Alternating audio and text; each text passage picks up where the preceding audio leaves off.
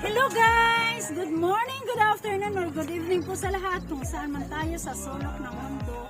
Ngayong araw na ito, meron akong panibagong ganap na ipakita sa inyo. Puntahan natin yung dwarf tambisco. Napakaliit pa niya guys, pero ang dami ng bunga. Kaya gusto kong malalaman nyo rin kung ano yung mga ginagawa ko dito at ano yung mga makikita nyo sa tambisco. Pero bago nun guys, baka bago pa kayo sa aking channel, like na! Merong share, syempre share na. Para makikita sa lahat ng mga friends nyo kung anong mga nakikita at nalalaman nyo. Syempre huwag kalimutan, subscribe, may bell sa gilid, yan pindutin na.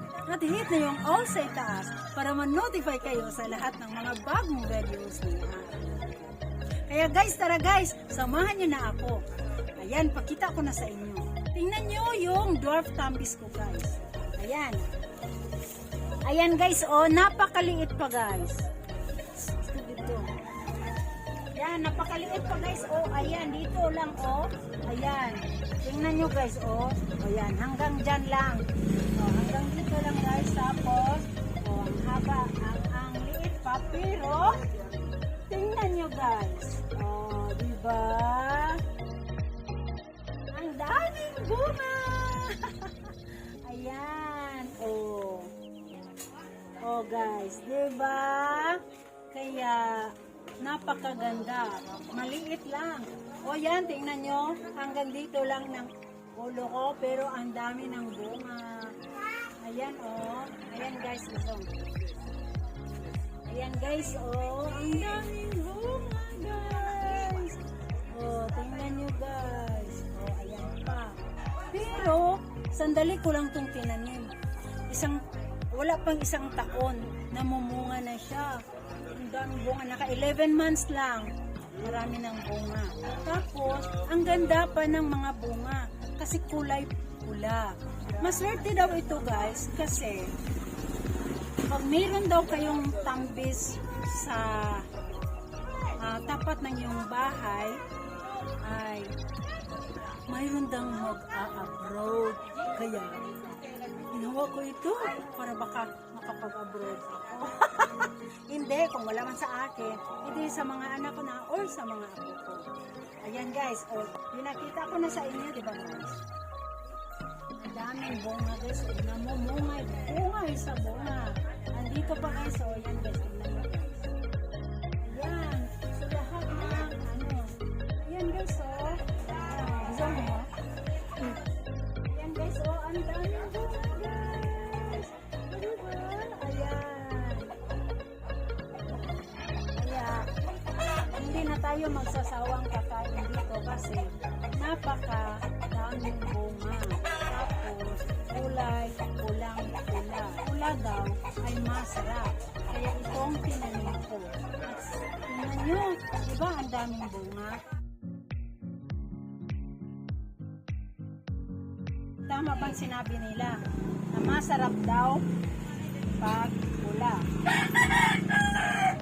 Ayan, kailangan ingatan ang pagkuha. Ay! Oh, di ba? Ayan. Ito guys, oh.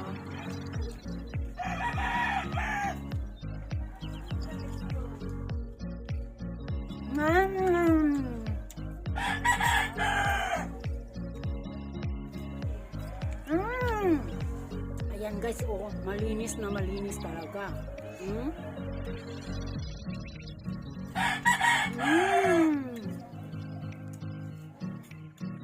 Sarap. Ang tamis.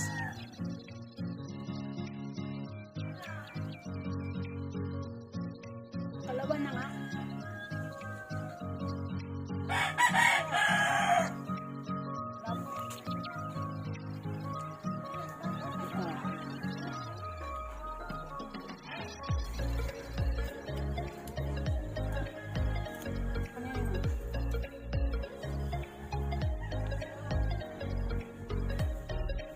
Super sarap! Wala na natin.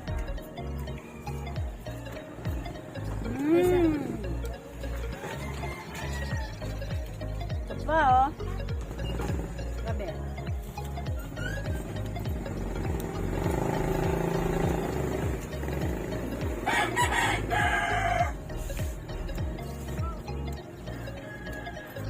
magsasawa guys dahil napakasarap.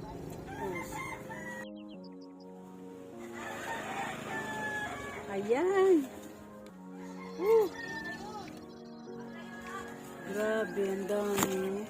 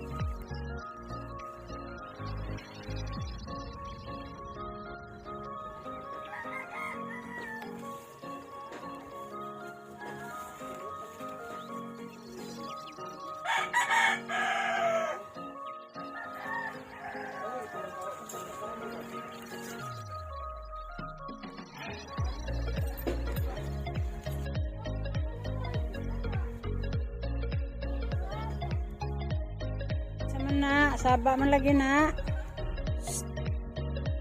Guys, mag-harvest na tayo kasi super dami na at masisira lang. Buti pa yung kainin kahit na sino-sino na lang kakain para makatulong din naman tayo sa yan guys. Yan, diba? Super pula na siya. Ayan. Kaya tanggalin na natin dyan. At ating para makakain din sa gustong kumain. Ayan o. Wow, super ganda ha. Super pula na talaga. Ayan guys. Hindi ba guys? Kaya harvest na tayo para may makikinabang naman na kakain sa ating makupa na sinasabi nila sa Bisaya ay tambis. Ayan, super ganda ang ating tambis dahil napakaraming bunga. Ayan o, diba guys?